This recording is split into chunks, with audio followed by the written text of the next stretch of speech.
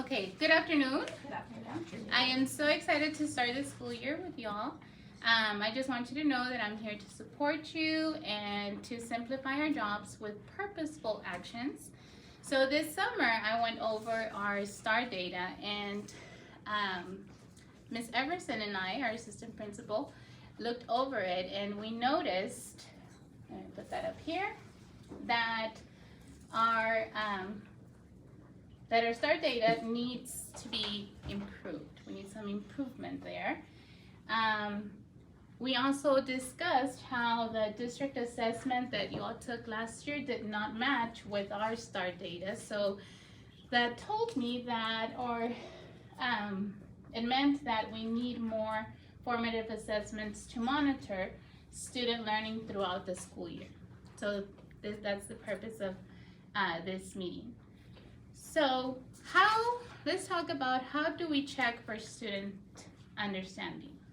I want you to think about that first in your classrooms, your 4th and 5th grade classrooms.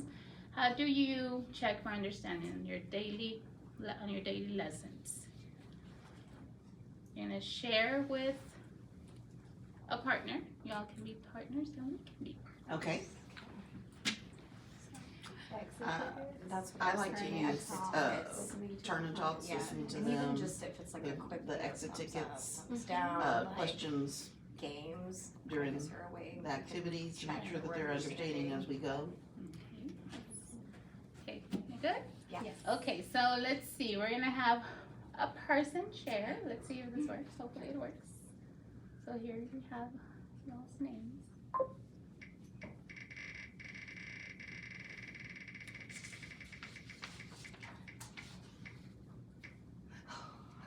Miss Kelly! All right, so Miss Hernandez and I discussed exit tickets. We were both thinking that. Help, can you help me out? Miss turn and talks. Just even quick formatives, like, letting them say how they felt, thumbs up, thumbs down. Did they feel like an expert at this, or they need a little more time? So those kinds of things. Okay, perfect. So yes, I think we do our good job in checking for understanding in our daily lesson plans. I wanted to support you all with that too. I will have our copy person make this for you. Just quick check for understanding activities that you can do on your daily, incorporate in your lessons. Great. And you can choose one. And it's here we have, let me show you a couple of examples.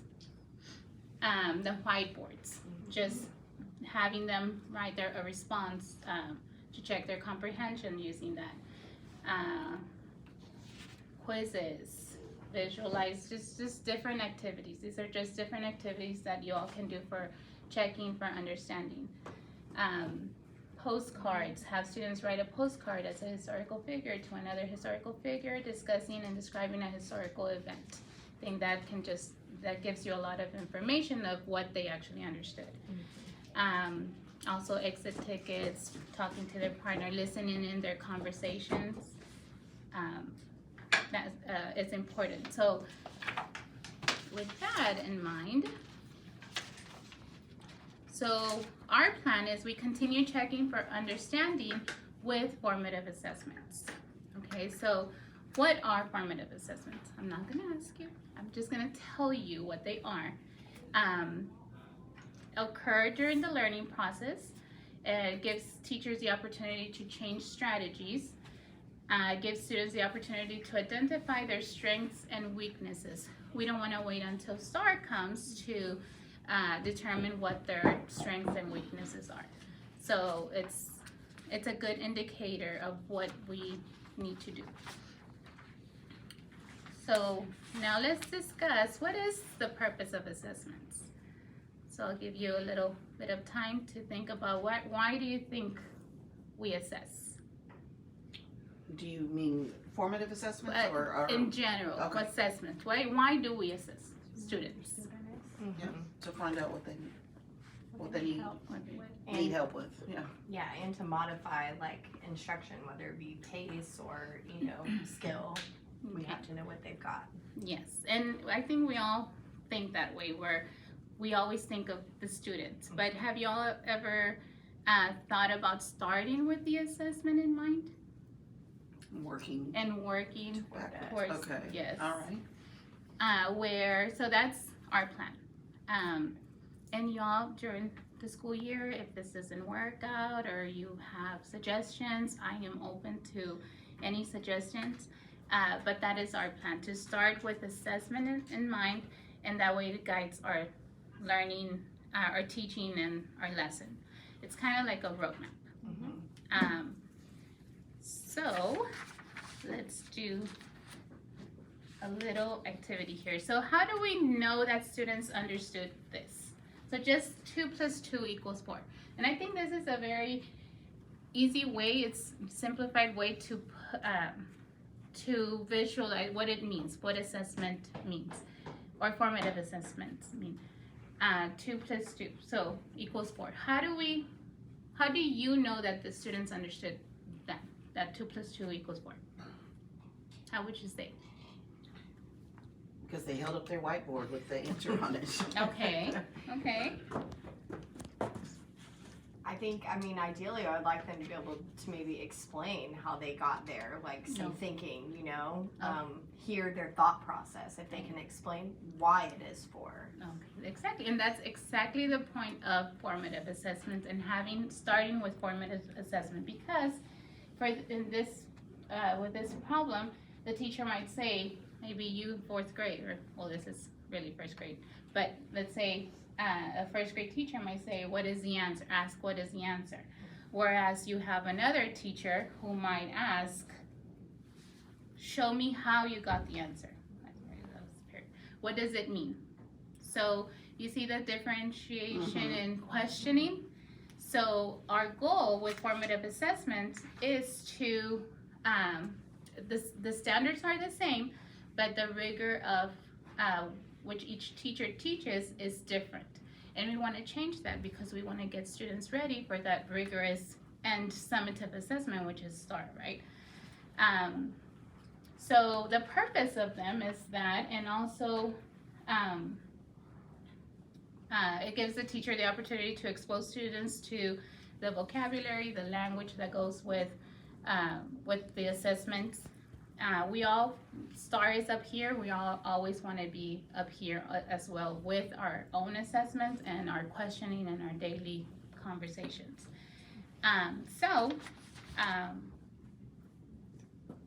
Has anyone looked at the STAR release type of questions this year? Yes. Yes. Can you tell us a little bit about that, Ms. Wiedemann? I've looked at it for the vocabulary, looked at what vocabulary is coming from 3rd grade to 4th grade to find out what they haven't even been exposed to yet, and using that language with them. So And also, that's awesome, because also the type of questioning is different now. It's not just multiple choice. We have choose 2 or ECRs, which is very different than what we are used to in the past. Yes. So, and really, checking for understanding is an opportunity to check the effectiveness of our own teaching and make necessary adjustments. So that's why having the test first and looking at what we want students to do, or it's kind of setting the bar. We want them here and we are guiding them to get there. But we already have that end assessment first. So what we're gonna do is we're gonna plan out formative grade level assessments ahead of time. Okay, and I simplified it as well. Who is gonna do that? Math and language arts instructional coaches and 4th and 5th grade teachers. You are going, administrators will be present for support and input, so we will be present. What are y'all gonna do? You're gonna write formative assessments that reflect skills taught, or that you're teaching. And language arts will include an ECR. And we have the instructional coach and I worked on this rubric that we will be using so that everybody is on the same page. So that's the rubric. And when is this gonna happen? During one of the planning days. I have provided this pink sheet is your calendar. These are dates that are already set. And of course, if we have to make changes, we will. But I just want you to, we'll just talk about the first assessment because they all follow a cycle. So it's basically the same, we do the same thing for the assessment 2, assessment 3. So for the first assessment, during planning, the math and reading instructional coaches and teachers will write the assessments. So there will be no actual planning, but we will write the assessments during planning. I don't want you all to be overwhelmed with another thing to do. We're going to incorporate this into our planning. And then a week after, during planning time, the testing coordinator goes over testing procedures, accommodations, and small groups. So what we want to do is mimic STAR. I think it's important for our students to get used to the testing environment, and if they're going to get pulled for a small group during for STAR, we want them to get used to that as well. So the testing coordinator will take care of that. She will give you an accommodation list where all the accommodations will be listed. And then the assessment number 1 will be administered. We have a range of dates here as well, where the testing coordinator will pick up students who were absent to test in the library office. We want to be fair with the students who are absent too. We want to give them an opportunity for them to have the same setting.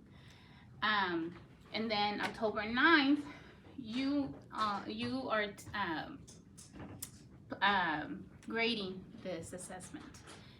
Again, the ECR part, we want to do it during planning as well, because so we can support each other, and so we are all on the same page. And then the next time that we meet that week during planning, the teachers we will discuss the results, and we will, during planning time, the teachers will bring an action plan for closing academic gap shown on data. So we will discuss and look at what our next action steps. And then which kids need intervention, and we're gonna regroup intervention groups. We will have new intervention groups. And then it repeats as the same cycle for assessment 2. I'm thinking assessment 2 will take less time because they will accommodations will be already set, just maybe for new students, and it's the same thing. So teachers and instructional coaches write the assessment, collaborate, and we will be there to support. Where we will be doing this in the planning room, and why we're doing this is to track student learning and adjust instruction to increase academic achievement. So we're kind of checking ourselves too as we go and really monitoring students with these assessments. Do you have any questions up to now? Does this plan seem doable? Yes, definitely. And do you see the benefit of assessing students often, and having the assessment beforehand, how it can help your instruction? Absolutely. But you know going into it what you need to do. Yeah, perfect. So we pretty much discussed this. Also, I want to mention that we will share these assessments with special ed so they can modify the assessment for their students. And then the bilingual interventionists will also make linguistic modifications for emergent bilinguals who are maybe at the beginner level of language proficiency. We will communicate with parents. We will communicate with parents in the school's monthly calendar that is sent each month, and we will just include our dates in there. And this is just an example of the accommodation list that you will see from the testing coordinator, and then just an example of a small group of students Okay, so now we have the results. Now, after we have the results, what are we gonna do? We talked about it briefly. You will fill out your data sheet and bring it to the data meeting, and we will discuss the results as well and have an action plan. Now, what I wanted to ask you all, and maybe you all can help me come up with this, is how do we want to share these assessment results with parents? Or should we share it? I think so, because I think they need to be a part of the conversation, and, you know, they need to know how important these checkpoints are and making sure that, you know, they can help us get to that end goal Exactly. at home. Okay, so we all agree. I think, and maybe during parent conferences too, you can bring in the results and talk about, and I think it's a good indicator of what they are actually doing, like you said, and what they can work on at home as well. Okay, so thank you all so much for coming. Oh, Thank you.